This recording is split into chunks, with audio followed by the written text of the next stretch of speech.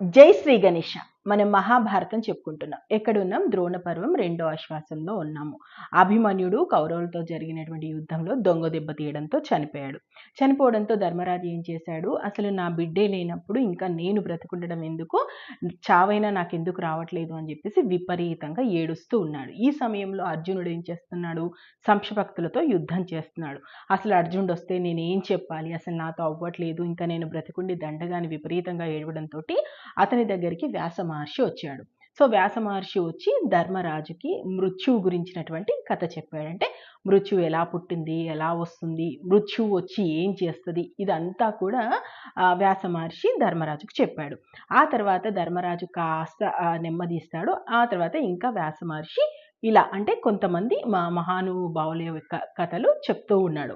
So ఈ రోజు ఎపిసోడ్లో ఇంకా వ్యాస మహర్షి ధర్మరాజుకు ఏం చెప్పాడు, ముఖ్యంగా సువర్ణాష్టమి కథ ఒకటి ఉంటుంది. ఆ కథలో భాగంగా 16 రాజుల కథ వస్తుంది. ఈ 16 రాజులు అనేవాళ్ళు ఇప్పటి వరకు అంటే ఆ వ్యాస మహర్షి కథ చెప్తున్నప్పటి వరకు భూలోకంలో ఉన్నటువంటి మహావీరులలో ఒకరు. అసలు వాళ్ళు ఏమయ్యారు, ఎందుకంటే ఈ 16 రాజుల గురించి విన్నా చదివినా అసలు వాళ్ళకి ఐశ్వర్యము, అదేవిధంగా ఆయుష్, ఆనందం వస్తాయని చెప్పేసి నారద వాక్ అనమాట. సో అదేంటి వ్యాస మహర్షి ధర్మరాజుతో చెప్తున్నటువంటి విషయాలు ఈ రోజు ఎపిసోడ్లో మనం కంటిన్యూ చేద్దాం. లోగడ శైబ్యుడి కొడుకు సృజయుడు అనే ఒక రాజు ఉండేవాడు. అతడు భూమండలాన్ని మొత్తం ఏకఛత్రాధిపత్యంగా పాలిస్తున్నాడు.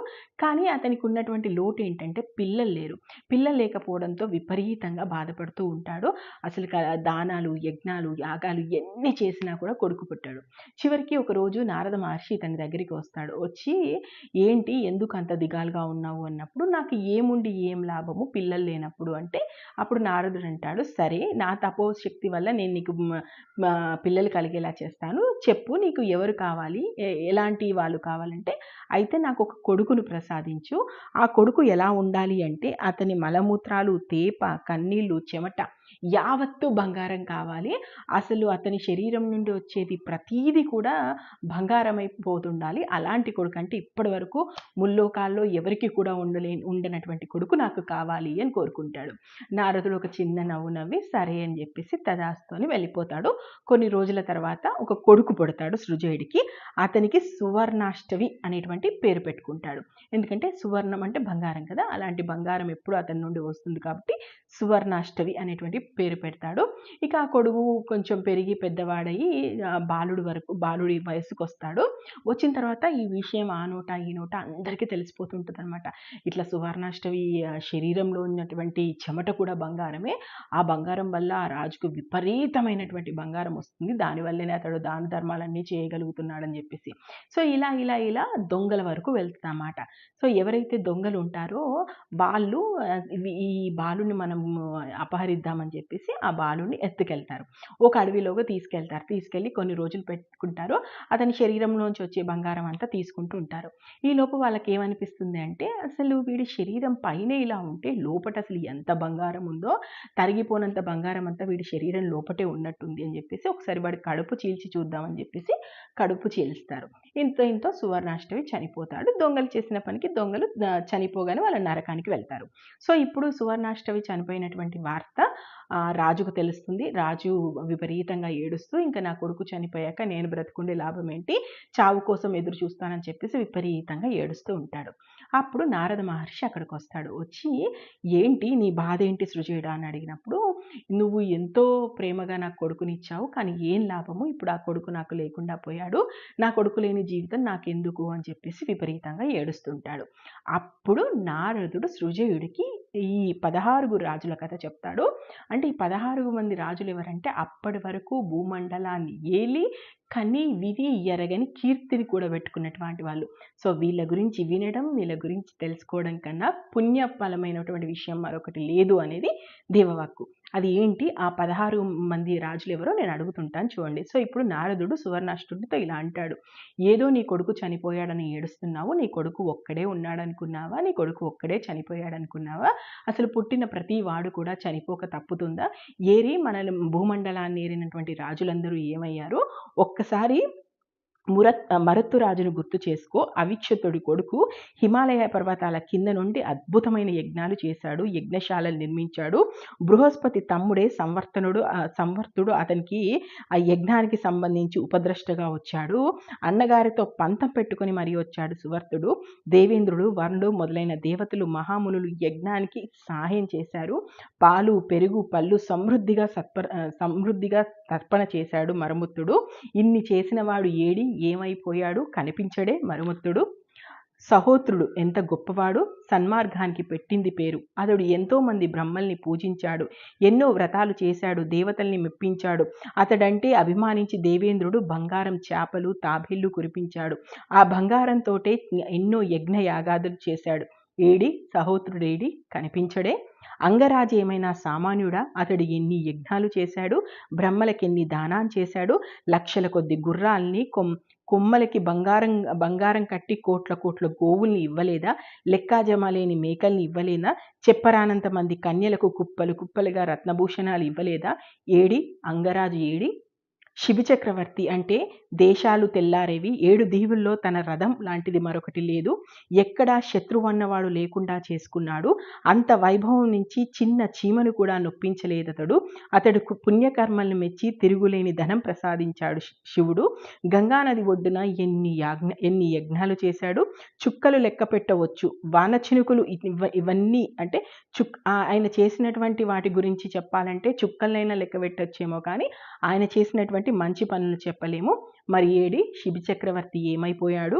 శ్రీరామచంద్రమూర్తి మహానుభావుడే, అతన్ని తలుచుకుంటే పాపాలే పోతాయంటారే. తండ్రి మాట కోసం నడియవ్వనంలో అడవికి పోయాడే, సముద్రానికి సేతువు కట్టాడే, 3 లోకాలని అల్లాడించిన రావణాసుర్ని చంపాడే, తన రాజ్యంలో చిన్నపిల్లలకు చావే లేకుండా చేశాడే, రాజ్యం అంటే రామరాజ్యం అనిపించాడే.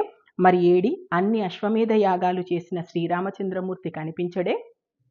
భగీరథుడేమైనా సామాన్యుడా, తన పూర్వుల్ని ఉద్ధరించడం కోసం స్వర్గంలోని గంగను భూలోకానికి దింపలేదా, గంగ పేరు భాగీరథిగా మార్చలేదా, పరాక్రమంలో దేవేంద్రుణ్ణి మెప్పించలేదా.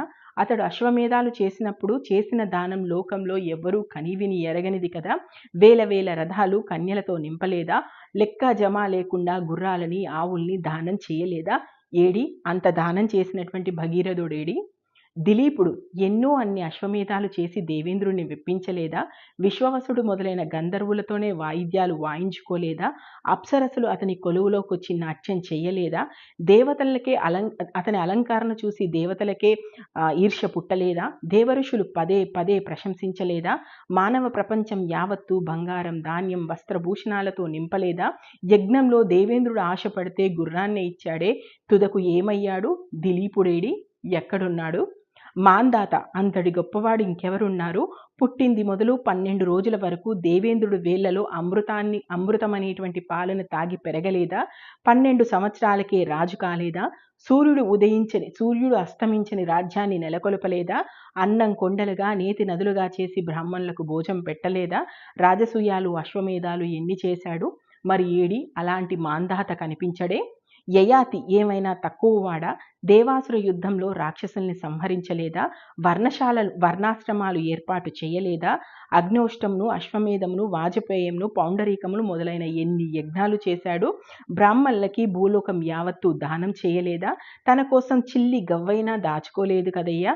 మృత సంజీవిని విద్య తెలిసినటువంటి శుక్రాచార్యుడికి స్వయంగా అల్లుడే. మరి ఏడి యయాతి కనిపించడే. నాభోగుడు కొడుకు అంబరీషుడు గుర్తున్నాడా. వేలాది రాజుల్ని ఓడించాడే. ఎంతో మంది రాజుల్ని ఒక్కమోగున అతడి మీద దండెత్తి వచ్చినా అందర్నీ అడ్డుకున్నాడే. శరణన్న వారిని వదిలేశాడే. ఈ విశాలమైన భూలోకం యావత్తు పాలించాడే. ఎన్ని యజ్ఞాలు చేశాడు, ఎన్ని దానాలు చేశాడు. నవరత్నాల రాసులు దక్షిణాలు ఇయ్యలేదా. పాయసాలు, పిండి వంటలు వద్దు ఆకలి తీరింది అనే వరకు వడ్డించలేదా. మరి ఏడే కనిపించడే అంబరీషుడు. శశిబిందుడు సామాన్యుడా? 1,00,000 మంది భార్యలతడికి ఒక్కో భార్యకి 1,000 మంది చొప్పున 10 కోట్ల మంది కుమారులను కన్నాడే. ప్రతి కొడుకు 100 మంది కన్యలకు బంగారు నగలతో కట్టబెట్టాడే. ప్రతి కన్యకు 100 ఏనుగులు, ప్రతి ఏనుగుకు 100 రథాలు, ప్రతి రథానికి 100 గుర్రాలు, ప్రతి గుర్రానికి 100 పాలవాలు, ప్రతి ఆవుకు 50 మేకలు ఇచ్చాడే. కొడుకులు తాను చేసిన అశ్వమేధ యాగాలు అన్నీ ఇన్న ఏడి శశిబిందుడు కనిపించడే. అమర్త్యుడి కొడుకు గయుడు గుర్తున్నాడా? 100 ఏళ్లు బ్రహ్మాండమైన తపస్సు చేశాడే. అగ్నిదేవుడు ప్రత్యక్షమై వరం కోరుకోమంటే బ్రహ్మచర్యము, ధమము, శమము కోరుకున్నాడే. గొప్ప గొప్ప యజ్ఞాలు చేశాడే. 36 యోజనాల పొడవైన పెద్ద బంగారు వేదిక చేయించాడు కదా. దాని వెడల్పే 30 యోజనాలు, ఎత్తు 24 యోజనాలు. దాని నిండా వజ్ర వైఢూర్యాలు, నవరత్నాలు పొదగలేదా? యజ్ఞం ముగిశాక అదంతా బ్రాహ్మణులకు దానం ఇవ్వలేదా? అతని పేరునే కదయ్యా గయ అంటున్నాం. మరి ఏడి గయుడేడి కనిపించడే. ఇంకా నారదుడు ఇలా చెప్తుంటాడు. సంకృతి కొడుకు రతిదేవుడు గుర్తున్నాడా? అతిథులు అభాగ్యులంటూ వస్తే వాళ్ళ కోసం మేలి రకమైనటువంటి వంట వాళ్ళని 20,000 మందిని పెట్టించాడే. పగలు రాత్రి అనక వచ్చిన ప్రతి ఒక్కరికి ఏరి కోరి వడ్డించాడే. అతని సత్రయాగంలో పశువులు తమకు తామే ముక్తి కోరి వచ్చేవే. దేవతలు మహానందంతో అతని కోసం ప్రత్యక్షమయ్యేవారే. రతిదేవుడు సత్రయాగం లాంటి సత్రయాగం మరొకటి లేదని అంటారే. ఏడి ఆ రతిదేవుడు మరి కనిపించడే. శకుంతల కొడుకు భరతుడు గుర్తున్నాడా? ఆశ్రమంలో బాలుడుగా ఉన్నప్పుడే సింహాలు, శరభాలు, పెద్ద పులులు మొదలైన క్రూర మృగాల మీద స్వారీ చేసేవాడే. గుర్రాలను, మేకలను కట్టేసినట్టు వాటిని కట్టేసేవాడే. అందుకే అతన్ని సర్వధముడన్నారే. మహారాజయ్యాడే. గంగా, యమున, సరస్వతుల ఒడ్డున అశ్వమేధ యాగం చేశాడే. రాజసూయము మొదలైనటువంటి మహాయజ్ఞాలు అన్నీ చేశాడే. బంగారం ఏనుగులు, బంగారం గుర్రాలు, బంగారం రథాలు బ్రాహ్మణులకు దారపోశాడే. మరి ఏడి కనిపించడే భరతుడు. ఋతు చక్రవర్తి గుర్తున్నాడా? భూమి మిట్టపల్లాలతో ఉండడంతో రథాలు, గుర్రాలు సులువుగా నడవడానికి వీలయ్యేది కాదు. అందుకని భూమి యావత్తును సదును చేశాడు.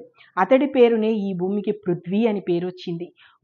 గోవు రూపంలో ఉన్న భూదేవిని ఔషధాలు, రత్నాలు పిదికించేవాడే. లోకాన్ని రక్షించాడే. అతడు చేసినటువంటి యజ్ఞాలు అన్నీ ఇన్నని చెప్పతరమా? అలాంటి కీర్తిశేషుడు ఏమైపోయాడు?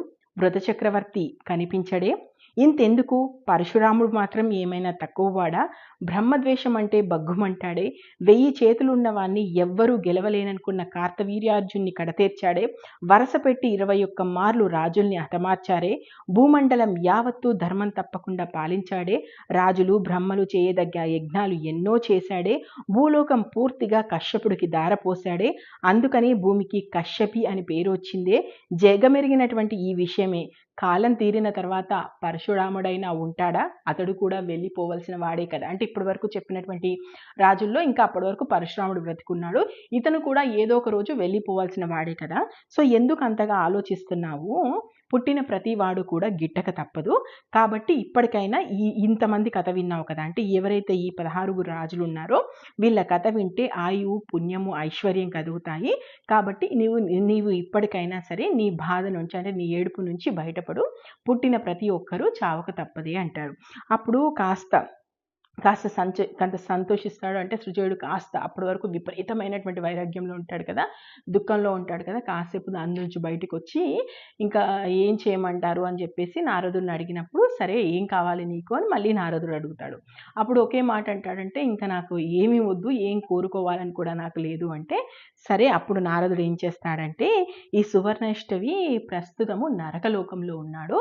ఎందుకంటే అతనికి పెళ్లి కాలేదు, అతని వల్ల ఎలాంటి పుణ్యకార్యాలు జరగలేదు. పైగా అతడు అడవి దొంగల బారిన పడి చనిపోయాడు. కాబట్టి అతడు నరకంలో నానా బాధలు అనుభవిస్తున్నాడు.